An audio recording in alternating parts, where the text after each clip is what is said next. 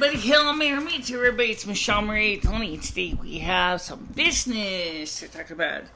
And first of all, I want to let you know that I am not sleeping in a cave. In fact, I tend to be very actively watching the news. So one of the things I want to let you know is I know about the 6.2 earthquake in Italy.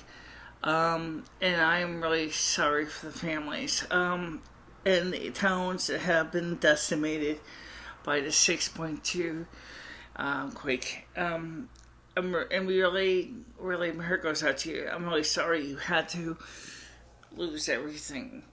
Because, the earth is, caused so much damage. And I'm really sorry. Also, I have some potential good news on Wednesday. And I believe it's in Mississippi. Nickel Farage and Donald Trump will be together at a rally. And the reason is they kind of respect each other and they would kind of like to share a chance to share each other's stories. I'd like to offer the same option to Marine Le Pen. Would you ever like to come to the United States? We can have some fun. Actually, here's an interesting twist. Marine Le Pen was born on August 5th, 1968. I was born on February 13th, 1968. By nature, our hair is both brown. Our eye colors are the same, too. And guess what? And we're both kind of conservatives, but we're kind of liberal. We're kind of in the middle. She definitely is not quite a Democrat. She's definitely as conservative like I am. More leaning conservatively than liberal.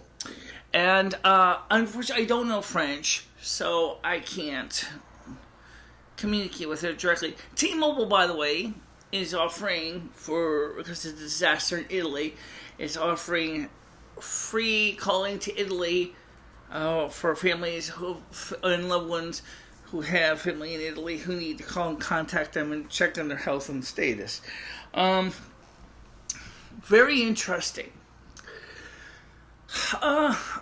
Now, as far as the political stuff goes, I'm just going to keep this very simple because I don't really want to hear any more about it. And just like every other American person, I have heard it. They have beat this horse to a bloody pulp. But I will just say this one more time. Donald Trump is going to use Hillary Clinton as a mop. She is not going to win. And let's be honest, even if she does with her Parkinson's disease, she may not be deemed worthy of being president of the United States because of health. What about Franklin Delano Roosevelt? He had the same problem. He had polio, right? Eleanor Roosevelt was doing a lot of his work in World War II because he couldn't really go forward without his wheelchair. Remember, they didn't have the Americans with Disability Act back in the time of FDR. I'm surprised FDR never pushed it for the Americans with Disability Act. It does not say anywhere in the Constitution, and nor does it say after the Title IV was, created and the ADA was approved that you cannot be a president if you're handicapped. Okay. But instead of trying to hide the damn thing, why doesn't Hillary Clinton come out? She's smart. She could use that as a campaign platform and say, look, I have handicaps, but I still believe in serving the American people. And I still love you. And I still love your money. It's so delicious. And I still love my financial backers. Okay, fine, Hillary. But I don't think most Americans really... Well, personally, I think I'm a little more upset that you're trying to act like there's nothing wrong with you. Why don't you just be damn honest that you got a problem? Wouldn't that have been easier? Oh, my God. All right. Now... we talk about being a dead horse to a bloody pulp. I wanted to let you know that I did some comparison numbers. Oh, yeah, okay. Besides, it's that time of the month again. It's called the budget review. Oh, and by the way, we're going to do it a little differently this time. What I'm going to do is actually I did it once before, but we're going to do it again. We're going to have you see on the screen the page as I read it, so you can actually look at these numbers yourself. But right now, the first number I want to compare is not on here, so let me just put this aside for a second. I called up Frontier, and they said to me, well, I asked them, I said, I don't have the information I need to know. I said, I'm trying to decide what I'm going to do for my communication. So I called up Frontier, and they said to me, well, right now you got to buy 2 get 1 free, basically, which means is I'm getting a third phone line for free. They said, so, I said, well, how much is it for just a single phone line? I said, I just need to know because I need to compare apples to apples here.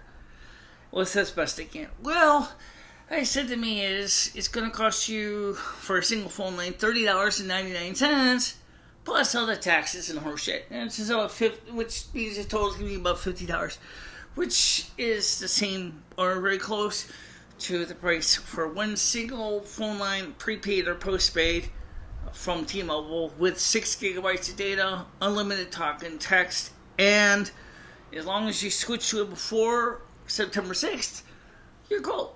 Okay, so does that change the story? Not really. Okay, now I usually do this. I try to do this once a month. I try to give you a quick budget summary of where we stand. And so we're going to do the same thing like we usually do and go through the budget real quick here. Let's start. Remember, for this test, we are not going to assume I got any additional funding coming in other than my Social Security disability check, which is $1,232 US. Food stamps is not cash, so it does not get included in here, but that's $140. That will be important for food, but that's not going to help with the rest of the stuff.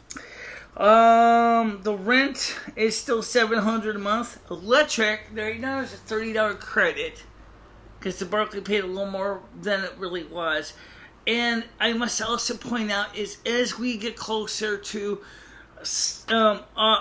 in the end of August's electric bill will be generated usually right around right before the first of the month in September, so I'll have it then. And it usually is pretty high, and then usually when I get to September bill, which is October, the electric bill usually starts coming down because of the fact is that I'm not running the air conditioner as much. And even today, it's 27 degrees outside. It's not bad. It's not so hot that I have to run air conditioner. I do have the window fan on in the bedroom, but it's on low speed. And it still needs oil. Okay. Technically, I'm running the bearings dry, which is not good. I really gotta get some oil for it. So maybe if worst gets worse, I could put some butter on it or some shortening on it for the time being. But it's not gonna really be a long-term solution. I need to get some regular 3-in-1 oil or maybe some 10W30 motor oil just to properly lubricate the bearings in the fan motor. I probably could have done the same thing with the air conditioner, but I brought it down to the skip, and I'm not going to go run up and grab it, bring it up here again just to crack the damn thing open and grease it. It's really old anyway. Okay, so let's get started here. Cellular bill. They said it was actually a little more than $179. Actually, $100.79. It came out to be about $102. So I said I'm going to send them $103. Now I know what you're going to say, but Michelle, I thought I have to pay odd numbers. I don't. So maybe I'll pay $104. There's no ticket. Okay, but we'll stick with $103 for this example.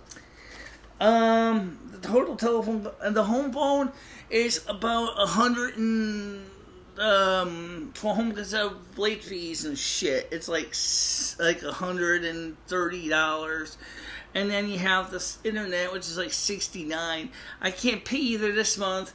That's kind of putting me putting a gun to my head, because if I want to keep my phone so I can make and receive phone calls for both, because I owe money to both companies, I really can't, finagle this much longer. I told Bianca in Frontier, Indiana Collections is that I am really kind of trying to juggle two bills, and I can't pay them both until I get the renter's rebate in October. So that leaves me kind of, like Sophie's choice. Which one am I going to choose? Okay, let's get back to the bill here. The hair care is still $60. Sometimes it's less, sometimes it's more. Okay, usually it's less, but sooner or later we're going to have to get toner in it. Right now we have no toner right here. The deposit into the savings is $20. That it will remain on the books because I like to put the money in there so that I have it. Medical insurance is $20.30 just for prescriptions. I didn't even buy any prescriptions this month because I had enough pills left. But I gotta go pick up my inhaler, my asthma. I gotta go pick up I gotta get some more levothyroxine by the first of the month. I'm gonna be running out of levothyroxine near the end of this month. I can't help that. So I gotta get some more. So what else I got here? The care credit for the cat care, it's still $25. That's got to be paid. Capital One, I negotiated with them, but the bill actually came out to be $113. I always like to give multiples of 10, so like I said, I'll put $120 towards them. First premiere, I told the debt collection people I can only pay them $80 this month, and I said that is the absolute max I can do, and you'll understand why in a second. IOUs, which is for Round Rock, another debt collection company, is $20. Actually, remaining balance is $69. When I got my renter's rebate, I probably could throw all these other bills, pay them all, and get them out of my hair. That doesn't mean I'm going to have no money for an air conditioner. Sorry, that's the breaks. It happens all the time. Alright, so the total expenses for debt collection is $319.30. Total expenses this month, $1,202.30. Remaining money left over, $29.70. Not exactly a lot. Of course, we do have the food stamps. That comes in $140, so that's going to make a difference. At least I'm not going to starve to death. It doesn't mean I'm going to be able to pick up every single prescription I got, but it means I can do some triage and get the ones I need right now. The ones that I can hold off on. I'm running out of almost everything, so I might need to definitely get ready to pick up everything. All right, so that takes care of the budget. Now everything else. This month has been basically, I've been feeling like a circus juggler. Between this one, that one, this one, that one. I don't know what I'm going to choose. I got to be honest, like I told Dory, it may be a little more competitive to go for the Frontier or for the T-Mobile after all, because of the fact is that number one, there is always this catch. I'm going to throw this out, which is true. Number one, if I terminate Frontier outright, they're going to want their money immediately. They're not going to wait. They're not going to negotiate that much. Okay, so that's the caveat. If you terminate Frontier and you get rid of all your home phones, port the main home phone to your cell, it's going to cost you. Okay, and sure, then I could later on port it back. But that's going to cost you too, so it's a tough call. I don't really want to get into that too much. Let's just say I'm frustrated enough just trying to think of all these bills for the months and months and months and months ahead. So what it means is overall is that renter's rebate out of the $700, I'm going to have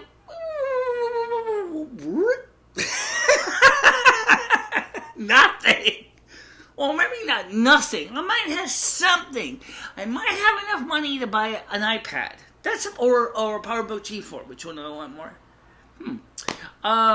honestly, I kind of really don't know about that yet. I'm gonna leave that one up in the air because that really is not a big deal. Could I finish building my tube amplifier? Well, it's not exactly impossible, but we'll see. I guess that's about it. I mean, I don't really have much more to say. Other than the fact is I checked the weather for the next few days. It was supposed to be 30 degrees Celsius all week. Except now the numbers are changing as there's a cold front starting to dominate. And we're starting to see temperatures are going to be in the upper 20s. And then by the next week, or near the end of the next week, you're going to start to see temperatures drop into the lower 20s. So it's going to be cooling down. That's what it normally does in September anyway, because it'll be September. Based on early September, what we're talking about here. So, I don't have the lights on today because I just wanted to get these videos done and not have to worry about running up my electric bill unnecessarily because my electric bill needs a break. It's going to be bad enough that next month, October, I'm going to pay up almost like $600 to all these damn companies. Maybe more. Oh, God. I hope not. But you know what? We'll have to see. I can't help it. I mean, it's just a lot of money. It's got to be paid to everybody. Everybody.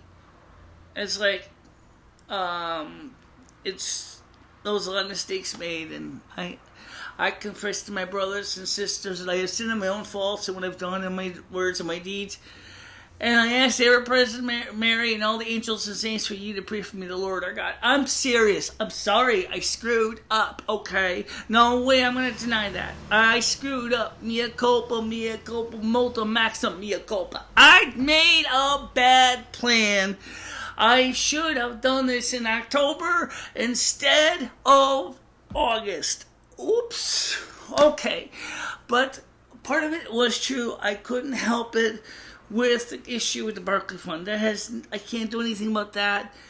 I could have done that maybe a little later, but I kind of had my gun to my head because I had to get my cats the rabies shots, and I really didn't have the time to really kind of think things through. Sorry. It does happen. Oops. Okay, so anyway, that's basically where we stand. And yes, as you can guess, I am technically still a Roman Catholic, even though I may not push the Catholic agenda as much as somewhat. But I have to admit, that first of all, for the people in Italy, I am really sorry to hear of your misfortune with the weather, with the earthquakes in Italy. I really feel sorry for you and your family. And I pray that, everything will work out for you and that things will get better, okay? But I will admit that given the way things are going in the world, I can't tell you if things are going to really get better. I really wish I could, but I'm not having any evidence to confirm nor deny my thoughts. Alright guys, by the way, thank you very much for watching this. Bye-bye, bye-bye, everybody.